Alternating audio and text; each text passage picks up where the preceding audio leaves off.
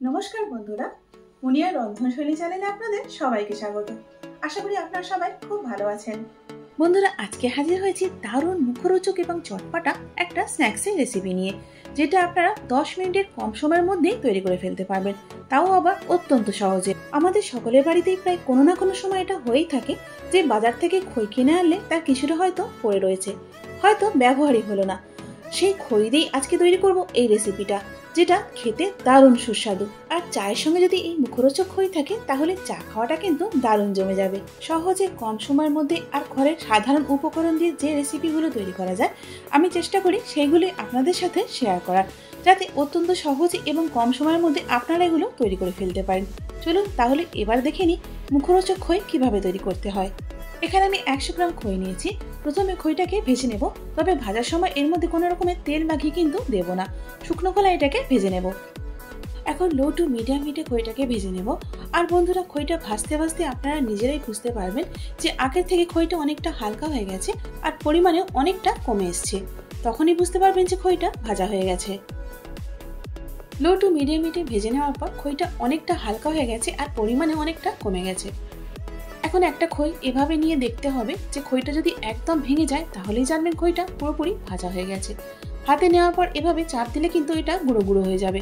এখন এই ভেজে নেওয়া খইটাকে অন্য একটা জায়গায় আমি ঢেলে নেব।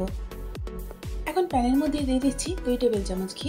এই রেসিপিটা আপনারা ঘি ছাড়া সাদা তেল দিয়ে অর্থাৎ ভেজিটেবল অয়েল দিয়ে করতে পারেন, তবে তার স্বাদটা কিন্তু একটু কম হবে।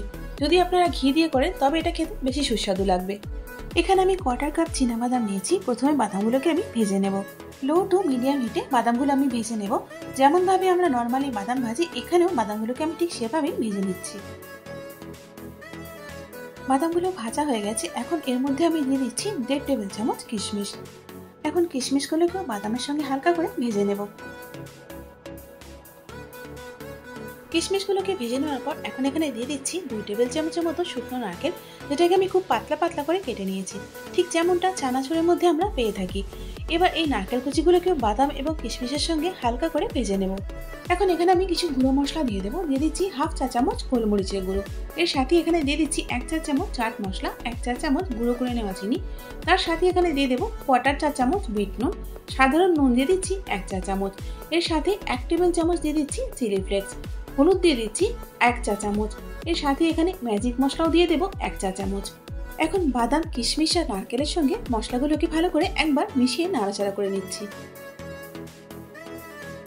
এখন এর মধ্যে দিয়ে দিচ্ছি আগের থেকে ভেজে রাখা খইটা। বন্ধুরা, অন্তত একবার হলেও এই মুখরোচক খই তৈরি করে আপনারা দেখবেন। স্ন্যাক্স হিসাবে খেতে এটা দারুণ উপাদেয়। আর সঙ্গে যদি চা থাকে তাহলে তো আর কোনো কথাই হবে না। এই মুখরোচক খইয়ের আরো বড় একটা প্লাস পয়েন্ট হলো, এটাকে তৈরি করার পর আপনারা যদি এয়ারটাইট কন্টেনারে ভরে রাখেন, অনেক দিন পর্যন্ত এটা ভালো থাকবে। আর যখন এই চটপটা কিছু স্ন্যাক্স খেতে ইচ্ছা করবে তখনই আপনারা এটা খেতে পারবেন। বাড়িতে যখন কেউ আসেন তখন তাকে আমরা চায়ের সাথে বিস্কিট বা চানাচুর জাতীয় স্ন্যাক্স দিয়ে থাকি। তার পরিবর্তে এই মুখরোচক খই যদি আপনারা তাকে দেন, দেখবেন তিনি যে শুধু খুশি হচ্ছেন তাই নয়, তার সাথে দারুণ অবাক হয়ে যাবেন।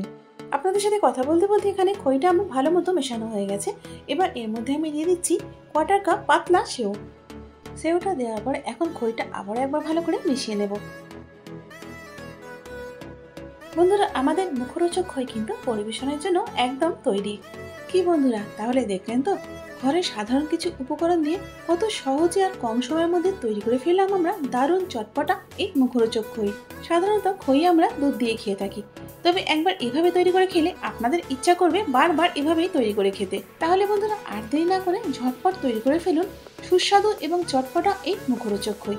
আর আপনাদের এটা খেতে কেমন লাগলো আমাকে কমেন্টস করে জানান। আশা করি আজকের রেসিপিটা আপনাদের ভালো লেগেছে। যদি ভালো লেগে থাকে তাহলে একটা লাইক করে দিন, আর তারই সাথে বন্ধু বান্ধব এবং পরিজনের মধ্যেও শেয়ার করে দিন। আর এরকমই নিত্য নতুন এবং সহজ রান্নার রেসিপির জন্য চ্যানেলটাকে সাবস্ক্রাইব করে আমার পাশে থাকুন। তার সাথে বেল আইকনটা প্রেস করে দিন, যাতে করে আমার পরবর্তী ভিডিওর আপডেটটা সবার আগে আপনি পেয়ে যান। এতক্ষণ সঙ্গে থাকার জন্য অনেক ধন্যবাদ।